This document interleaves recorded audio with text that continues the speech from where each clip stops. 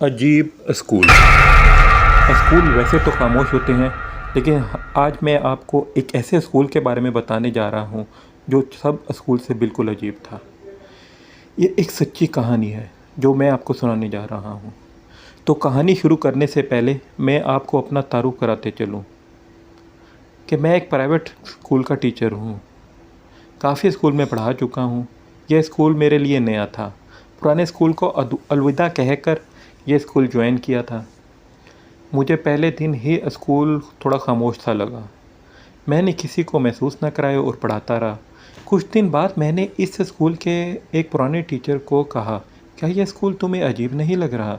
इसने मुस्कुराते हुए कहा, क्या मतलब नहीं लग रहा? अरे वाकई में अजीब है। इसने फिर मुझे जो वाक़या सुनाया वो मैं आज आपको सुनाने जा रहा हूँ। आज मैं उन्हीं की ज़बानी ये वाक़या सुना रहा हूँ मैं आपको। ये स्कूल वो एक बहुत खूबसूरत स्कूल था जो कि नर्सरी से लेकर 8वीं जमात तक का था। इसके 10 कमरे थे। इसमें एक ऑफिस, कंप्यूटर लैब था। कंप्यूटर लैब में जहाँ स्टूडेंट को कंप्यूटर की तालीम दी जाती थी और वो फुली एयर कंडीशन था। और इसके बाहर एक गैलरी थी जो कि उन तमाम तस्वीरों से भरी हुई थी जो कि स्टूडेंट यहाँ से पास आउट होके जा चुके थे और किसी अच्छे ओहदे पे फायज थी। जैसे कि कुछ जनरल वगैरह भी रह चुके थे, कुछ डिफरेंट इन्वेंटर थे वगैरह वगैरह। मैं आपको बताता चलूँ कि इस स्कूल का जो मालिक था वो दावत इस्लामी का वॉलंटियर था जो इनको चंदा लेकर देने या तबलीग दीन इस्लाम में मदद करता था। तो इसके पास दावत इस्लामी के तालिब इल्म भी आते रहते थे। एक मरतबा इनके पास एक तालिब इल्म तबलीग के हवाले से आया जिसको वापस जाने में देर हो गई। तो स्कूल के मालिक ने इससे कहा कि बहुत देर हो चुकी है, आज रात आप हमारे स्कूल में गुजारें, कल सुबह होते ही वापस चले जाइएगा। इसने कहाँ कर दी और स्कूल में आया। वैसे शाम हो गई थी और रात होने वाली थी, तो सब इसके साथ थे।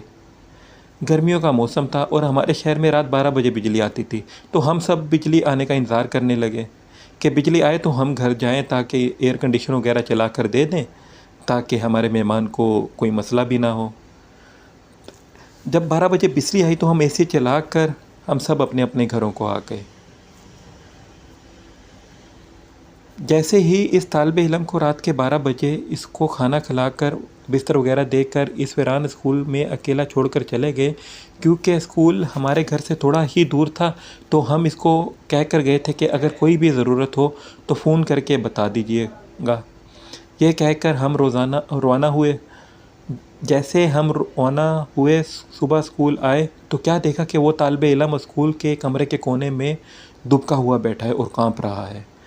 हमने हालात मालूम किए तो इसने बताया, जैसे ही आप लोग स्कूल से गए तो मैंने सोने का सोचा, क्यों ना फजर में उठना है तो जल्दी सोने का प्रोग्राम बनाया। लेकिन मैं जैसे ही सोने के लिए बिस्तर पर लेटा तो स्कूल के बाहर वाला गेट का मैं एक खटका सुना। तो मैंने सोचा कि आप आए होंगे। फिर से मैं दरवाज़े पर गया तो वहाँ पर कोई ना था। तो मैं थोड़ा घबराया, लेकिन फिर भी दिल में ख्याल आया कि वहम होगा। मैं फिर कमरे में आ गया, अंदर वाला दरवाज़ा बंद करके सोने लगा और जैसे ही सोने के लिए बिस्तर पर लेटा तो दरवाज़े को फिर से बजने लगा। तो फिर मैं दरवाज़े की जानिब देखूं तो ये कौन है जो इतनी रात को तंग कर रहा है। तो मैं जब दरवाज़े के पास पहुंचा तो मेरे रोंगटे खड़े हो गए, क्योंकि वहाँ पर फिर कोई नज़र ना आया। अब मैं जान गया था कि कुछ तो है। फिर मैं अब डर भी रहा था और सोच भी रहा था कि हो सकता है कि मेरा वहम हो। इस तरह दिल को तसल्ली देते हुए अपने कमरे में दाखिल हुआ और बिस्तर पर लेटने लगा। जैसे ही स्कूल सोने के लिए बिस्तर पर लेटा तो फिर से दरवाज़ा बजने लगा ना, लेकिन अब की बार ना गेट का दरवाज़ा था ना स्कूल का दरवाज़ा।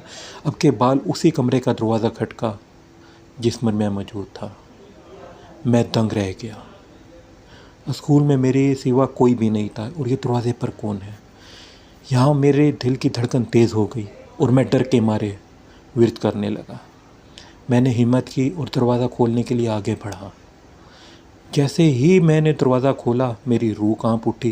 गैलरी में जितनी भी तस्वीर लगी हुई थी, जो किसी कर्नल की, किसी जानवर की या किसी इन्वेंटर की या किसी डिस्कवर की, जिनमें तो कुछ हयात थे लेकिन ज़्यादातर तो मर चुके थे, और जो मर चुके थे वो तमाम के तमाम ज़िंदा मेरे सामने खड़े थे और मुझे कह रहे थे कि बाहर निकलो, तुमसे बात करनी है। मैं जल्दी से दरवाज़ा अंदर से लॉक कर दिया, लेकिन दरवाज़ा खुद ब खुद खुल गया और सब के सब मुझे घसीट कर बाहर ले गए। पता नहीं क्या पढ़ने लगे, मैं खौफ के मारे बेहोश हो गया। लेकिन जब होश आया तो फिर कोई भी दिखाई ना दिया। मैंने अपना मोबाइल बेहद तलाश किया लेकिन ना मिला। फिर जब सुबह सूरज तलु होने लगा तो मैं बाहर निकला तो सेन में गिरा हुआ मिला मेरा मोबाइल। मुझ पर इस कदर खौफ तारी हो चुका था कि मैं पूरी रात एक कोने में दुबक कर बैठा रहा और वहाँ से हिलने तक की हिम्मत ना थी। और अब बस इंतज़ार था कि कब सुबह हो और स्कूल से निकलूं। इसके बाद कभी भी इस स्कूल में किसी को रात अकेले नहीं सोने दिया। उम्मीद करता हूँ कि ये सच्ची कहानी आपको बेहद पसंद आई होगी। अपनी राय से हमें आगाह करें और कमेंट में हमें बताएं कि आपको ये कहानी कैसी लगी, और प्लीज़ मेरे चैनल को लाइक और सब्सक्राइब ज़रूर कीजिएगा। जैसा कि आप देख रहे हैं मेरा बिल्कुल नया चैनल है, तो बराए मेहरबानी इसको सब्सक्राइब कर लें।